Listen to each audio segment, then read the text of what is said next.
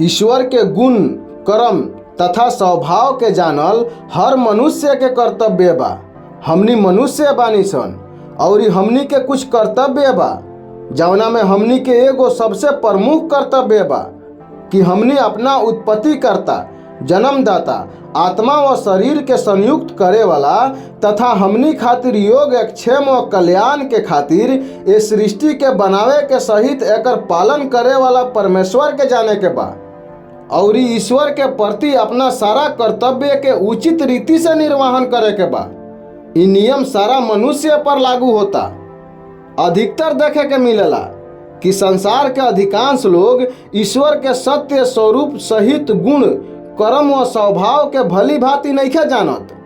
एकर कारण मुख्यतः अविधा, मतांतर एवं संसार के नास्तिक व साम्यवादी लोग बा।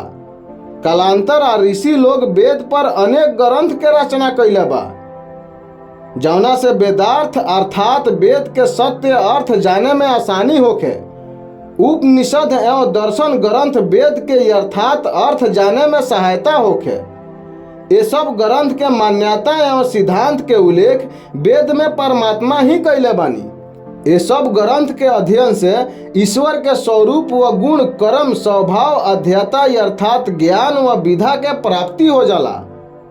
ज्ञान हो गईला के बाद मनुष्य के अपना कर्तव्य के भी ज्ञात हो जाला। ईश्वर सच्चिदानंद स्वरूप एवं सर्वज्ञ भइला से ज्ञान व आनंद के स्रोत होला। ईश्वर के मन, चिंतन, स्तुति, प्रार्थना व उपासना आदि से मनुष्य के गुण, कर्म, स्वभाव में भी सुधार व उन्नति होला। यही उन्नति से धर्म, अर्थ, काम व मोक्ष के प्राप्ति होला।